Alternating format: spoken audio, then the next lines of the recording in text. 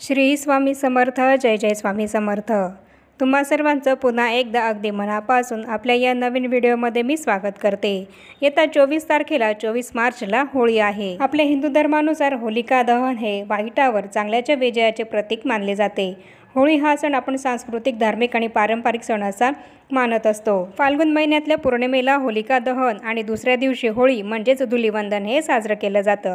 यावर्षी फाल्गुन पौर्णिमा ही तिथीनुसार 24 मार्च रोजी सकाळी 9:54 सुरू होणार आहे, तर दुसऱ्या दिवशी म्हणजेच 25 मार्च रोजी दुपारी 12:29 संपणार आहे. म्हणजेच 24 मार्चलाच आपल्याला होलिका दहन हे करायचे आहे. तर आजच्या या व्हिडिओमध्ये मी तुम्हाला होळीच्या दिवशी आपल्याला होळीमध्ये कोणत्या वस्तू या टाकायच्या आहे आणि त्याचप्रमाणे आपले सर्व कष्ट दूर होण्यासाठी, आपल्या सुखसमृद्धीमध्ये वाढ होण्यासाठी आणि त्याचप्रमाणे आपल्याला जो काही इतर कुठला त्रास असेल तो त्रास निघून जाण्यासाठी आणि त्याचप्रमाणे ज्यांचा कोणाचा विवाह हा काही कारणास्तव जुळत नाही आहे तर त्यांचा विवाह हा जुळण्यासाठी त्यांना होळीच्या दिवशी कोणता उपाय करायचा आहे आणि तसंच आपल्या ज्या काही मनोकामना आहेत, आपल्या ज्या काही इच्छा आहेत त्या पूर्ण होण्यासाठी होळीच्या दिवशी आपल्याला कोणता उपाय करायचा आहे, तसंच व्यापारामध्ये, नोकरीमध्ये प्रगती होण्यासाठी कोणता उपाय करायचा आहे. आणि जर तुमच्यावर सतत दुर्घटना, संकटे हे फार नेहमी येतच असतील, सतत हे दुर्घटनाचं आणि संकटांचं चक्र हे तुमच्या मागे सुरूच असेल, तर तुम्हाला होळीच्या दिवशी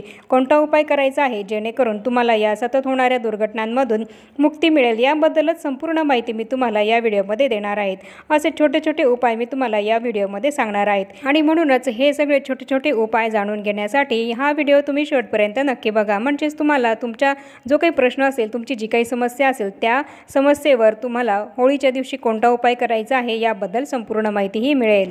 आपण प्रत्येकजण होळीचा सण हा आनंदाने साजरा करतो आणि होलिका दहनसुद्धा आपण आपल्या घरी प्रत्येकजण करत असतो. होळी ही आपण आपल्या घरी पेटवतच असतो. तर आपल्या घरातील प्रत्येक व्यक्तीने होळी पेटवल्यावर त्या होळीमध्ये गाईचे तूप हे टाकायचे आहे. त्याचप्रमाणे 11 लवंग, 7 बत्तासे, 5 विड्याची पाने, गोटा खोबरे, नारळ, पुरणाची पोळी, वरण भात यापैकी जो काही तुम्ही नैवेद्य हा तयार केला असेल तो नैवेद्य हा तुम्हाला होळीमध्ये अर्पण करायचा आहे, टाकायचा आहे. तर या सगळ्या वस्तू आपल्याला होळी पेटवल्यावर अर्पण या करायच्या आहेत, होळीमध्ये टाकायच्या आहेत. आणि तसंच होळीला जेव्हा आपण प्रदक्षिणा मारू तेव्हा आपल्याला प्रत्येकाला निदान कमीत कमी 11 प्रदक्षिणा या होळीला मारायच्या आहेत. आणि त्यानंतर गोटा खोबरे, नारळ, तूप हे आपल्याला होळीला अर्पण करायचं आहे, नैवेद्य दाखवायचं आहे आणि होळीला प्रार्थना करायची आहे की माझ्या आयुष्यातले कष्ट हे दूर होऊ दे, माझ्या आयुष्यामध्ये सुखसमृद्धी ही सतत वाढत राहू दे, अशी प्रार्थना आपल्याला होळीला करायची आहे. हा उपाय केल्यामुळे आपल्या आयुष्यामध्ये सुखसमृद्धी ही सतत वाढत राहते आणि आपल्याला जे काही कष्ट आहेत ते आपले दूर होतात. त्याचप्रमाणे पुढचा उपाय आहे तो म्हणजेच जर तुम्हाला कुठल्या तरी एखाद्या गोष्टीचा खूप त्रास होत असेल तर तो त्रास निघून जाण्यासाठी होळीच्या दिवशी तुम्हाला काळ्या कपड्यामध्ये मुठभर काळे तीळ हे घ्यायचे आहे आणि ते दिवसभर तुमच्या खिशामध्ये तुम्हाला ठेवायचे आहेत आणि रात्री होळी पेटवल्यानंतर त्या होळीमध्ये तुम्हाला हे काळे तीळ त्या काळ्या कापडासह प्रवाहित करायचे आहे, होळीमध्ये टाकून द्यायचे आहेत. एक मुठभर तीळ हे त्या काळ्या कपड्यामध्ये बांधले जातील इतकं मोठं कापड तुम्हाला काळं कापड घ्यायचं आहे आणि ते काळे तीळ त्या कापडामध्ये बांधायचे आहेत आणि ते बांधलेले काळे तीळ तुम्हाला तुमच्या खिशामध्ये दिवसभर ठेवायचे आहे आणि रात्री होळीमध्ये टाकून द्यायचे आहेत. हा उपाय केल्याने तुम्हाला जो काही त्रास होत असेल तो तुमचा निघून जाईल. मग तुम्हाला कुठलाही त्रास असो तो तुमचा नक्कीच दूर होईल. तुमच्या आजूबाजूला जी कुठली नकारात्मकता ही आली असेल ती सुद्धा निघून जाईल. त्याचप्रमाणे तुमच्या मनोकामना पूर्ण होण्यासाठी होळीच्या दिवसापासून तुम्हाला रोज 40 दिवसांपर्यंत बजरंग बाणाचे पाठ हे करायचे आहेत. तुमची कुठलीही इच्छा खूप दिवसांपासून पूर्ण होण्यासाठी तुम्ही प्रयत्न करत असाल आणि ती होत नसेल तर होळीच्या दिवसापासून सुरू करायचं आहे आणि तिथून पुढे 40 दिवस सलग तुम्हाला बजरंग बाणाचे रोज 3 पाठ हे रोज करायचे आहेत. हा उपाय केल्याने तुमच्या मनामध्ये जी कुठली इच्छा असेल ती तुमची नक्कीच पूर्ण होईल. आणि पुढचा उपाय आहे, तुम्हाला शत्रुपीडा ही त्रास देत असेल तर त्या शत्रुपीडेपासून तुम्हाला सुटका होण्यासाठी, तुमची मुक्तता होण्यासाठी होळीच्या दिवशी 7 गोमती चक्र हे तुम्हाला घ्यायचे आहे आणि होळीला प्रार्थना करायची आहे की शत्रू माझ्या जीवनामध्ये कोणतीही बाधा टाकू नये, अशी आपल्याला प्रार्थनाही होळीला करायची आहे. आणि माझ्या मनातली सर्व कामेही व्यवस्थित होऊ देत असं आपल्याला म्हणायचं आहे आणि आपण जी गोमती चक्र आपल्या हातामध्ये 7 घेतली आहेत ती आपल्याला होळीमध्ये टाकायची आहेत. हा उपाय केल्याने तुम्हाला शत्रुपीडेपासून सुटका मिळेल.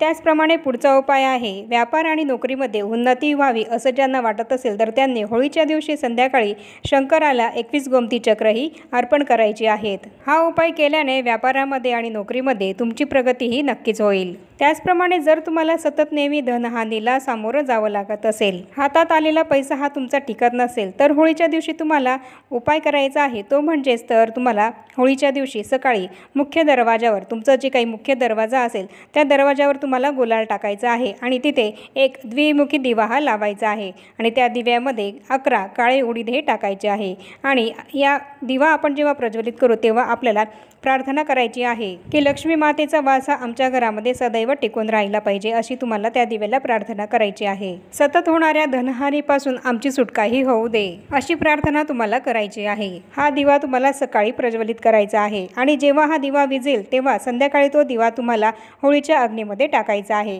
आणि पूर्ण श्रद्धेने आणि विश्वासाने हा उपाय आपल्याला करायचा आहे। तसंच आपला पुढचा उपाय आहे, ज्यांच्या मागे सतत दुर्घटना, संकट हे एकामागे एक चालूच आहेत, एक झालं की एक संकट हे तुमच्या समोर सतत उभं राहत आहे, तर तुम्हाला होळीच्या दिवशी कोणता उपाय करायचा आहे तर होळीच्या दिवशी 5 लाल गुंजा, 5 काळ्या गुंजा आणि 1 नारळ हे आपल्याला घ्यायचं आहे आणि होळीला 11 प्रदक्षिणा या मारायच्या आहे आणि त्यानंतर या सर्व गुंजा आणि नारळ आपल्याला होळीकडे पाठ ही करायची आहे। होळीला पाठ दाखवून त्या आपल्या डोक्यावरून आपल्याला होळीमध्ये टाकायच्या आहेत। हा उपाय आपल्याला होळीकडे पाठ करून करायचा आहे। हा उपाय केल्याने तुमच्या मागे जी काही संकट लागली आहेत, सतत दुर्घटनेला तुम्हाला जे काही तोंड द्यावं लागत आहे त्यातून तुमची सुटका होईल। आता सर्वात महत्त्वाचा उपाय तो म्हणजेच ज्यांचा विवाह हा होत नाही आहे, विवाह काही केला जुळत नाही आहे, तर त्यांनी होळीच्या दिवशी कोणता उपाय करायचा आहे तर ज्यांचा विवाह हा करायचा आहे अशा मुला किंवा मुलींनी 2 विड्याची पानं, 1 अख्खी सुपारी, 1 हळकुंड घेऊन हे शिवमंदिरामध्ये जायचं आहे आणि ते शिवलिंगावर अर्पण हे करायचे आहे आणि त्या शिवलिंगाला प्रार्थना करायची आहे आणि त्यानंतर होळीचे दर्शन हे घ्यायचे आहे आणि हीच क्रिया, हाच उपाय त्यांना दुसऱ्या दिवशी सुद्धा धुलिवंदनाला सुद्धा करायचा आहे। हा उपाय होळीच्या दिवसापासून सुरू करायचा आहे तर रोज रंगपंचमीपर्यंत हा उपाय करायचा आहे। म्हणजे रोज शिवलिंगाला आपल्याला 1 अख्खी सुपारी, 2 विड्याची पानं आणि हळकुंड हे घेऊन जाऊन शिवलिंगावर अर्पण हे करायचं आहे। होळीच्या दिवसापासून सुरू करून तर रंगपंचमीपर्यंत आपल्याला हा उपाय करायचा आहे। हा उपाय केल्याने लवकरात लवकर विवाहाचा हा योग जुळून येईल। त्याचप्रमाणे जर तुम्हाला असं वाटत असेल की तुम्हाला कोणाची तरी नजर लागली आहे, तुमच्यावर कुठल्या तरी वाईट शक्तीचा प्रभाव हा झालेला आहे, तर तुम्हाला होळीच्या दुसऱ्या दिवशी होळीची राखी आपल्या घरी आणायची आहे आणि त्यामध्ये थोडेसे मीठ हे टाकायचे आहे आणि तसंच थोडीशी मोहरीसुद्धाही त्यामध्ये मिक्स करायची आहे आणि ती मिक्स केलेली होळीची राख तुम्हाला तुमच्या घरामध्ये किंवा तुमच्याजवळही सतत ठेवायची आहे। यामुळे तुम्हाला कुठलाही जर नजर दोष झाला असेल तर तो सुद्धा दूर होईल आणि जर तुम्हाला असं वाटत असेल की तुमच्या आजूबाजूला कुठल्या तरी वाईट शक्तीचा प्रभाव हा आहे, तुमच्यावर कुठल्या तरी वाईट शक्तीचा प्रभाव हा झालेला आहे, तर तो सुद्धा तुमचा दूर होईल आणि होळीची राख आपण आपल्या घरामध्ये ठेवल्याने आपल्या घरात असलेली नकारात्मकता सुद्धा दूर होईल। तर याप्रमाणे मी तुम्हाला असे छोटे छोटे उपाय हे जे आपल्याला होळीच्या दिवशी करायचे आहेत याबद्दल संपूर्ण माहितीही दिली आहे।